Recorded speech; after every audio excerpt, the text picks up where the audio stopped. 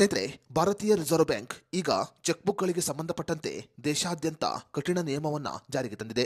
ಇನ್ನು ಮುಂದೆ ಚೆಕ್ಬುಕ್ ಹೊಂದಿರುವವರು ಈ ತಪ್ಪನ್ನ ಮಾಡಿದರೆ 2 ವರ್ಷ ಜೈಲು ಶಿಕ್ಷೆ ಅನುಭವಿಸಬೇಕಾಗುತ್ತೆ. ಬ್ಯಾಂಕಿಂಗ್ ಕ್ಷೇತ್ರದಲ್ಲಿ ಆಗುತ್ತಿರುವ ಕೆಲವು ವಂಚನೆಯನ್ನು ತಡೆಗಟ್ಟುವ ಉದ್ದೇಶದಿಂದ ಭಾರತೀಯ ರಿಸರ್ವ್ ಬ್ಯಾಂಕ್ ಈಗ ಚೆಕ್ಬುಕ್ಗಳಿಗೆ ಸಂಬಂಧಪಟ್ಟಂತೆ ಕಠಿಣ ನಿಯಮವನ್ನ ಜಾರಿಗೆ ತಂದಿದೆ. ಇನ್ನು ಮುಂದೆ ಬೇರೆಯವರಿಗೆ ಚೆಕ್ ಕೊಡುವ ಸಮಯದಲ್ಲಿ ಈ ತಪ್ಪನ್ನ ಮಾಡಿದ್ರೆ ಕಡ್ಡಾಯವಾಗಿ 2 ವರ್ಷ ಜೈಲು ಶಿಕ್ಷೆ ಅನುಭವಿಸಬೇಕಾಗುತ್ತೆ. ಹಾಗಾದ್ರೆ ಚೆಕ್ಬುಕ್ಗಳಿಗೆ ಸಂಬಂಧಪಟ್ಟಂತೆ ದೇಶಾದ್ಯಂತ ಜಾರಿಗೆ ಬಂದಿರುವ ಕಠಿಣ ನಿಯಮ ಯಾವುದು ಅನ್ನೋದರ ಬಗ್ಗೆ ಸಂಪೂರ್ಣ ಮಾಹಿತಿಯನ್ನ ಈ ವಿಡಿಯೋದಲ್ಲಿ ನಾವು ನಿಮಗೆ ತಿಳಿಸಿಕೊಡ್ತೀವಿ. ವಿಡಿಯೋ ತುಂಬಾ ಇನ್ಫಾರ್ಮೇಟಿವ್ ಆಗಿದೆ, ಎಲ್ಲೂ ಸ್ಕಿಪ್ ಮಾಡದೆ ನೋಡಿ. ಹಾಗೂ ಈ ಮಾಹಿತಿಯನ್ನ ಚೆಕ್ಬುಕ್ ಬಳಸುವ ಪ್ರತಿಯೊಬ್ಬರಿಗೂ ಶೇರ್ ಮಾಡಿ.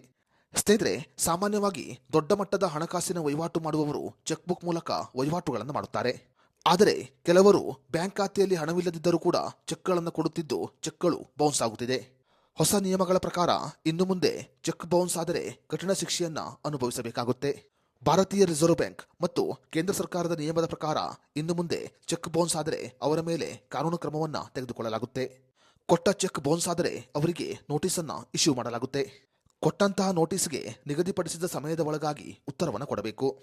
ನೋಟಿಸ್ಗಳಿಗೆ ಉತ್ತರವನ್ನು ಕೊಡದೇ ಇದ್ದರೆ ಕಡ್ಡಾಯವಾಗಿ 2 ವರ್ಷ ಜೈಲು ಶಿಕ್ಷೆಯನ್ನ ಅನುಭವಿಸಬೇಕಾಗುತ್ತೆ. ಬ್ಯಾಂಕ್ ಖಾತೆಯಲ್ಲಿ ಹಣವಿದ್ದರೆ ಮಾತ್ರ ಚೆಕ್ಗಳನ್ನ ವಿತರಣೆ ಮಾಡಬೇಕು. ಬ್ಯಾಂಕ್ ಖಾತೆಯಲ್ಲಿ ಹಣವಿಲ್ಲದೆ ಚೆಕ್ ವಿತರಣೆ ಮಾಡಿದರೆ ಅವರ ಮೇಲೆ ಕಾನೂನು ಕ್ರಮವನ್ನ ಜರುಗಿಸಲಾಗುತ್ತೆ. ಸ್ನೇಹಿತರೆ, ಚೆಕ್ ವಹಿವಾಟುಗಳಿಗೆ ಸಂಬಂಧಪಟ್ಟಂತೆ ಜಾರಿಗೆ ಬಂದಿರುವ ಈ ಕಠಿಣ ನಿಯಮದ ಬಗ್ಗೆ ನಿಮ್ಮ ಅನಿಸಿಕೆ ಅಭಿಪ್ರಾಯವನ್ನು ನಮಗೆ ಕಮೆಂಟ್ ಬಾಕ್ಸ್ನಲ್ಲಿ ತಿಳಿಸಿ.